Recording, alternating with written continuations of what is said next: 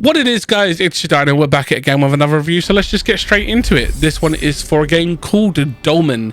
Dolmen is a game that comes out on the 20th of this month, and I have been lucky enough to receive a copy for early access review. The review is going up now live at 4 p.m, and I was given this as an early access thing, so thank you very much to the guys that hooked me up with a copy of this game. You guys are amazing.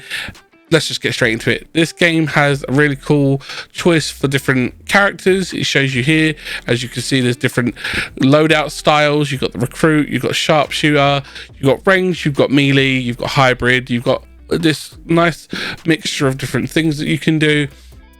It's got nice accessibility, nice character customization, and they have the ability to craft weapons, craft armor, and overall it does feel very Souls-like in that aspect, that it has craftable gear and things that you can upgrade and improve in that way. It is an action ARPG, and it is a single player game primarily, but you do have the ability to play against the bosses as a total of 4 people. It is a very interesting take on it.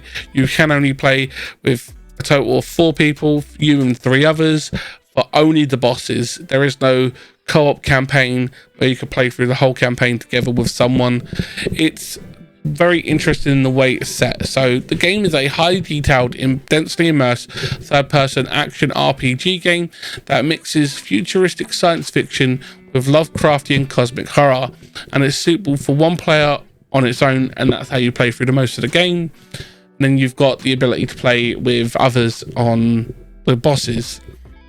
This game releases May 20th and is available on PS4, PS5, Xbox One, the 8th gen and 9th gen of those, the Series S and X, and PC. There is no Switch version of this game available.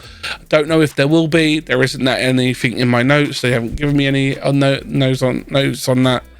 And I will say that the lore behind this game is this. In a universe where humanity has colonized several planets and private corporations fight for military and technological advantages, the Zoan Corporation, which is the corporation you work for in this game, sends genetically modified humans called the Drillers to colonize and investigate a planet called the AVerMedia, which is the one we're on now in this game. This planet is rich in Dolmen crystals, which allows interaction between different dimensions and hold the potential to revolutionize space exploration. After a catastrophic accident on the planet, you, the player, arrive after being hired by the corporation to collect the Dolmen crystals and take them back to the archives, in addition to eliminating any hostiles that have been infesting the planet for future harvesting from the planet. You will be facing dimensional fissures within the station that create intersections between different universes, and the mission will become a struggle to survive and lead the planet to its secrets and dangers as you progress. It's not a bad game. It's a very interesting take on a ARPG with a Dark Souls vibe, because if you die in this game, the timeline is broken, and then to reconnect the timeline you have to go and collect your body, just like in Dark Souls, where if you die your essence will be left there and you'll have to go and recollect it. If you do not collect that timeline after you die, you lose it all. It's gone. All the stuff that you've done and crafted and everything, it's all gone. You're a new timeline of yourself and you have to do it all again. It kind of feels a little bit roguelite-y, but it's not. It's very Dark Souls, but they've tried to create like a timeline or paradoxical thing where you can re-interact with the same timeline, and they've done a really good job of it. I feel like it has a good take on that, and overall very interesting. I feel that they've got some key features in this that make the game appealing. I will say that the lack of a true co-op may be a little bit of a hindrance for some players, but it is a good game overall. It has a very interesting take. The Lovecraftian experience that they've created is very apparent in the interaction between technology and organic matter. The fact that you'll walk along spines and stuff like that. They've created a very interesting take on that style. Overall though, what I've played of the game in this early access that they've given me, I've done the first boss and I've progressed through the game. I will say that I have done the first boss twice, one on my own and one with a group of random people that were also lucky enough to have early access to the game. We did connect, we did see someone disconnect. It was due to the game not being out and it needs a day one patch obviously or something like that. There was like a connection issue. Someone would generally tend to fall out, and overall it handles really well. I feel like the character that you play is inspired by the character from the Dead Space series in the way his armor has these lights on it and stuff like that, and I feel that plays a key role in the inspiration for the main character's design. I can see the enemies that you fight being inspired by that game as well, and finding inspirations from other well-made games is not a bad thing. I feel like that is a commonplace thing nowadays, so I like that. But overall, I feel that this game will appeal most to challenge runners and to gamers who play other games like this, like Dark Souls and Elden Ring and stuff like that. They'll enjoy this a lot. It has a very unique and very telling design aspect that they've gone down and gone for, and it shows, and it plays well. It's smooth. I haven't noticed any bugs or hitching.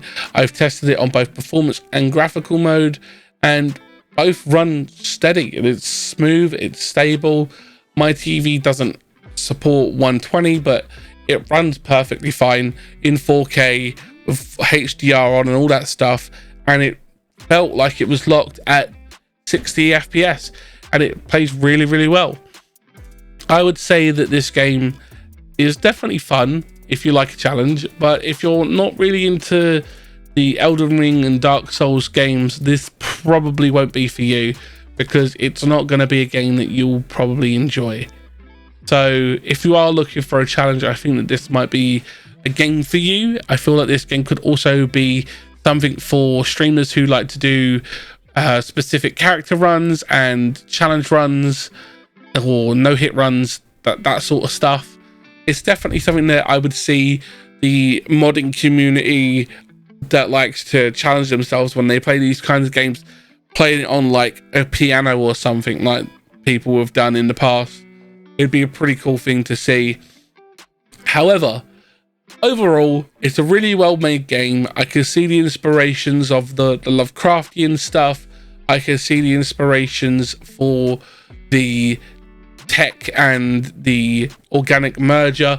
I feel very H.I. Geiger feel from this, the techno-organical stuff that's going on. They're trying to merge those kind of inspirations as well, in my opinion. And it plays well, and it looks nice. The game has a nice level of crafting ability. The leveling up system is very indicative of the Dark Souls franchise, and it's really good. It handles really well, and you can clearly see the inspirations from it, and it does exactly what it wants to do. It plays well. It has a really cool and engrossing story. It is a lot of fun for those who like the challenges, and I can see certain inspirations from specific creatures. Like there are some creatures here that make me think of the collectors from Mass Effect, certain characters who make me think of characters from Warframe. I feel like the game does have a very unique Lovecraftian style in some of the character designs, and overall I definitely recommend it. I think that it would be a good game for streamers who like the Dark Souls franchise, or if you are a gamer who likes the Dark Souls franchise.